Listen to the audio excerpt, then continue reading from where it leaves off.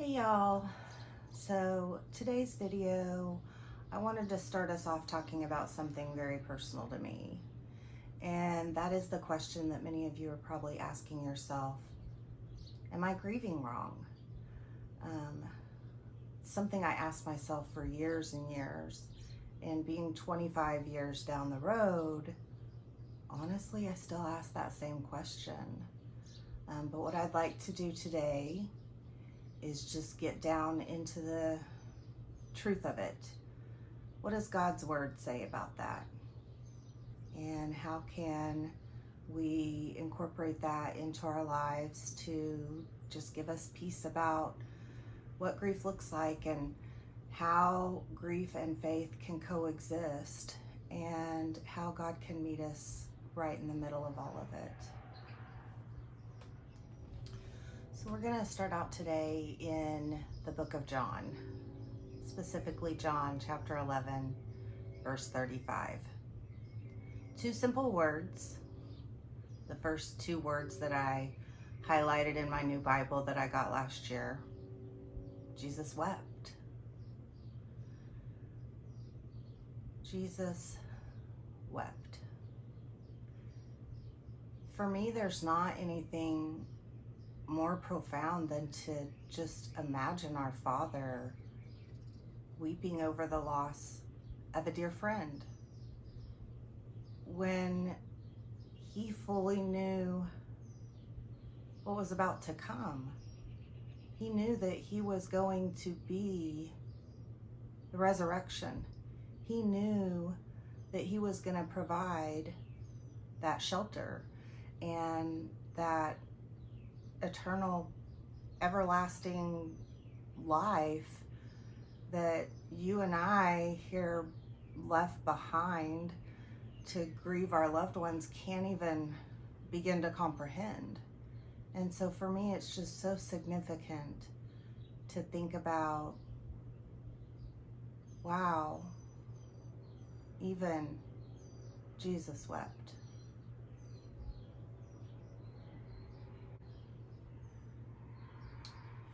It makes me remember that my grief isn't being unfaithful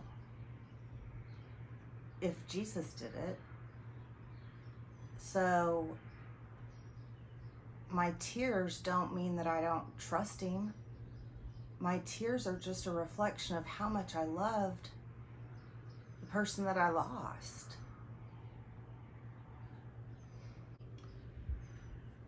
I think for me, it's only been in the last few years, and it's honestly, it's so sad for me to even say it, which is why I'm even wanting to resurrect this channel and share these deep personal things, because for so many years I felt so much shame and so much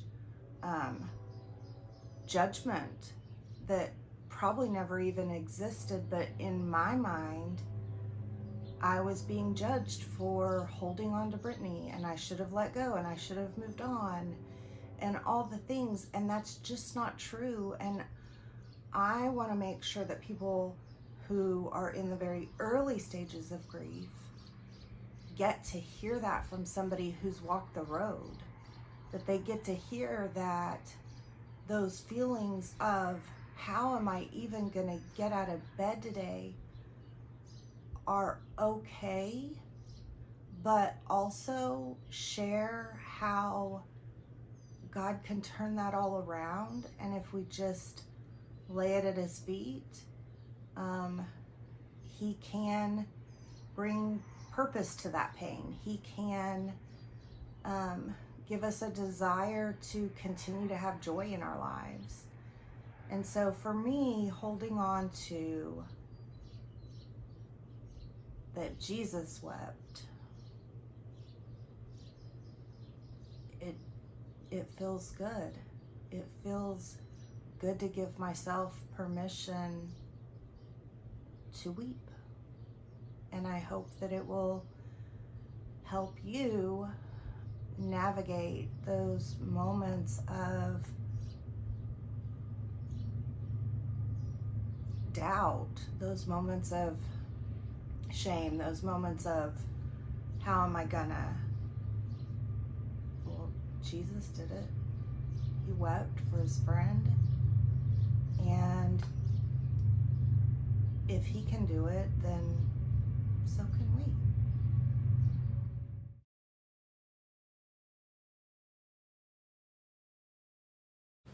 So the next verse that I want to talk about today is in Ecclesiastes, chapter 3, verse 4. A time to weep and a time to laugh, a time to mourn and a time to dance.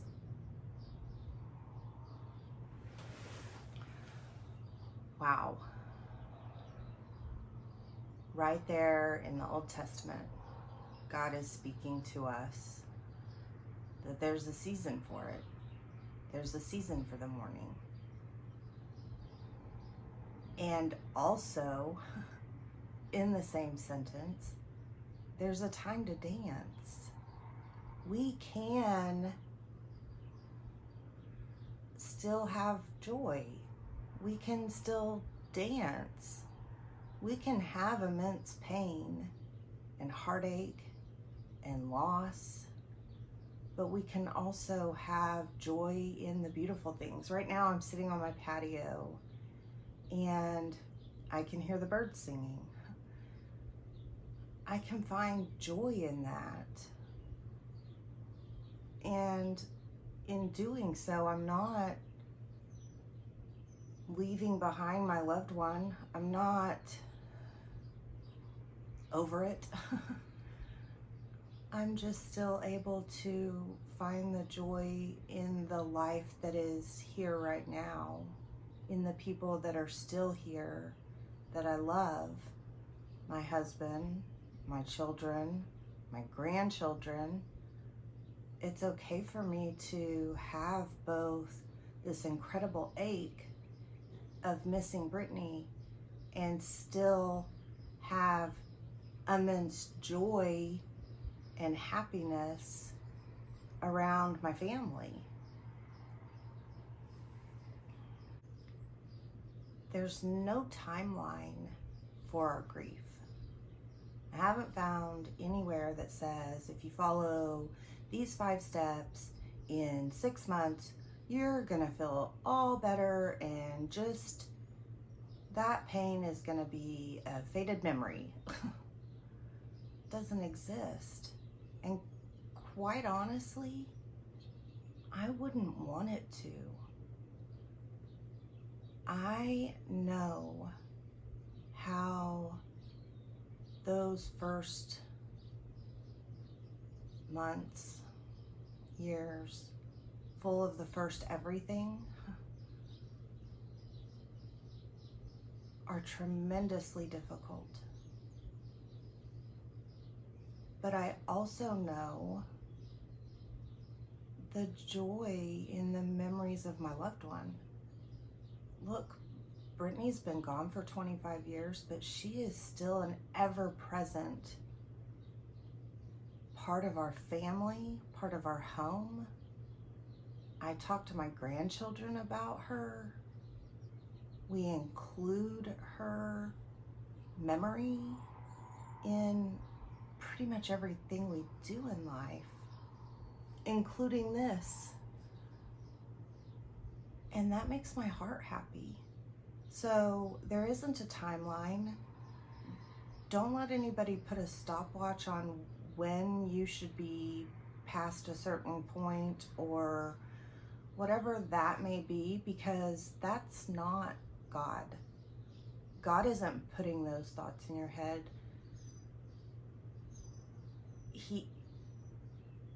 That's not from him. That's not what he's about.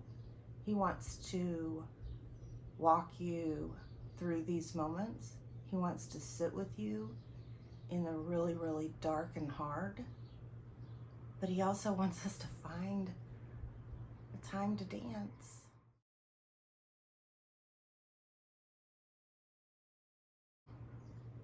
And I hope you're doing that. I hope that you spend some time in these verses that I'm sharing with you today, and let God speak them to you personally. I can only share with you how these things have impacted me, how these verses have held me together, how in those moments when I'm Googling, God, how am I going to do this? And these verses pop up. And I go, okay, I can take a deep breath and I can do today. I can do the next thing. And honestly, that's what I want for each and every one of you who have chosen to join in with me on this journey. So let's see what the next verse is. So the last verse that I want to talk about today is one that I know you've all seen. Somebody after your loss has sent you this verse. And the verse is Psalm 34:18. And the Lord is close to the brokenhearted and saves those who are crushed in spirit. I know we have all been sent that verse. I send it often. But it's just that truth that we need to be reminded of. The Lord is close to the brokenhearted. He is our comforter, and he wants to sit in our, he wants to sit there with us. God doesn't wait for us to be better to be near us. This verse tells us that he's near to the brokenhearted.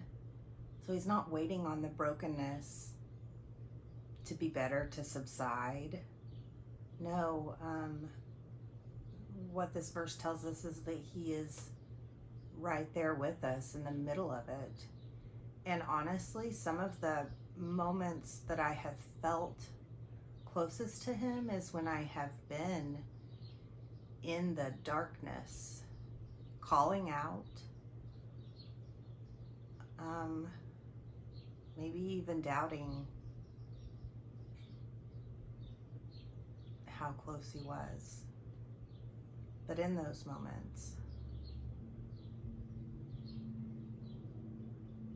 when we allow it, he's right there. So in those moments when you're feeling alone, remind yourself of this verse.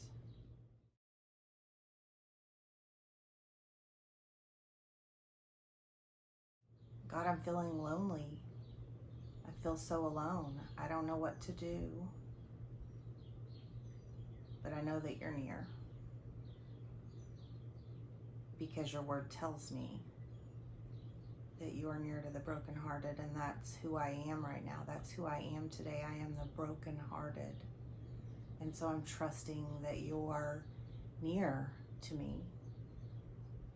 And I think you'll start to feel him more. You'll start to have changes in the amount of loneliness, maybe, or the amount of deep darkness. Not to say that it won't still be there, but my prayer is that it's less and that you feel him more. So I just want to end this week's video reminding each one of you, you are not doing grief wrong. There is no right or wrong. There's no timeline. And I want to encourage you to get into the Word. Let God speak to you through His Word. Let Him lead you to the truth and protect us from the evil one who wants to keep us in the dark.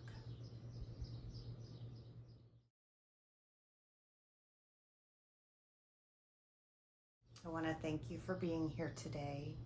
I hope that you find something in this video that speaks to you. But above all else, I hope that you are just reminded today that God is near and that He wants to walk with you in this journey, through this journey. He wants to walk right beside you. And I hope that you will just lean in and let Him. I look forward to seeing you all in the next video.